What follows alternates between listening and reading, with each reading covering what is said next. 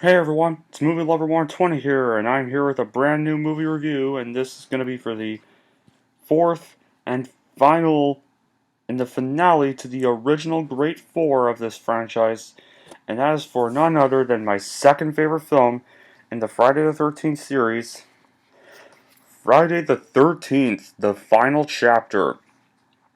While quite a few fans consider it to be their favorite of the series, to me, it's my second favorite film in the series, but yeah, this was pretty much because there is another one that will be two reviews away that is my favorite. But this one, I can agree. This one is also a pretty great film. I have to say.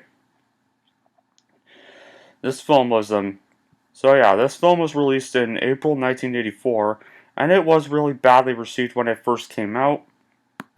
But fans have gone on to like it, and is now considered a fan favorite of the Friday the 13th franchise. So yeah, here, here is the general plot of the movie. Well, the movie takes place right after the events of Friday the 13th Part 3,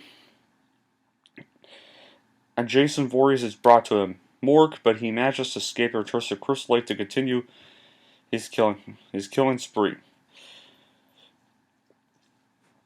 In this one, he interrupts a carefree lakeside vacation where a group of friends are staying. The teens need to meet some locals named Tommy, played by Corey Feldman, who would go on to become the protagonist in the next two installments, and Therese, played by Kimberly Peck, as well as secretive hiker Rob, played by Eric Anderson. As the group of teenagers engages in drunken debauchery, their numbers begin to dwindle, and pieces of the past resurface. Yeah. And here's. So this was originally, like by the title, this was originally supposed to be the last installment of the series, but of course, you all know Paramount needed more money, so they kept making more films.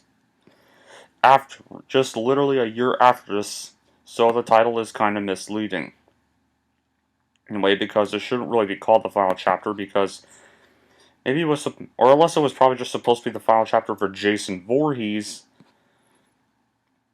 Of course, because, well, technically Part 5 was supposed to focus on different protagonists, but fans didn't like that, so they went back to Jason. But anyway, here's why this movie rocks so much. One, it's a huge improvement from Parts 2 and 3, although Part 2 is my third favorite, and Part 3 is probably the weakest of the original four. Jason is still an awesome villain, and he's more terrifying than ever, and for once who actually care about the characters aren't just Jason Voorhees himself. Tommy's a very great protagonist. In fact, he's probably the best protagonist of the series, and Trish is a pretty decent secondary lead. There's even lots of memorable minor characters like Rob, Jimbo, Excel, and the twins. There's also some suspenseful and creepy moments that are still pretty effective. And Tom Savini even returns to deliver some awesome kills and gore effects. The atmosphere is very eerie and well done, and I also really love Henry Medfordini's musical score, which is great yet again. And the storyline is very well written. And the climax is just as awesome as it was in the previous three films. The performances are very well acted. And because this film has a recap of the first three films, you can even watch this one on its own without having to watch the others in kind of a way. Although maybe, well, technically you should probably still watch part 3 just so you can know how he got the hockey mask. And so that's where he gets the iconic hockey mask. And some really great quotes too, like, "Hey Ted, where the hell's the corkscrew?" Yeah. However, in spite of all that, like many other Friday 13th films, this one does have some pretty bad qualities. I mean, maybe less bad qualities than part 3. I mean, yeah, there's still a few boring filler moments. Some of the characters like Doug, Sir, and Samantha are quite forgettable. And it never explained how, Jason survived an axe to the head, and his death, which was originally supposed to be his definite end, is more so the same kind of thing. Yeah. And some weird nonsensical scenes such as Araba Boisis, the beautiful workout. And there's also some kind of narmy quotes like, "Oh god, he's killing me, he's killing me." But yeah, and the title is pretty misleading. The movie's called Friday 13th, the final chapter, was clearly supposed to be the last one of the series, but it wasn't. Instead, Warner Brothers went and they made more sequels. So that was a real bust.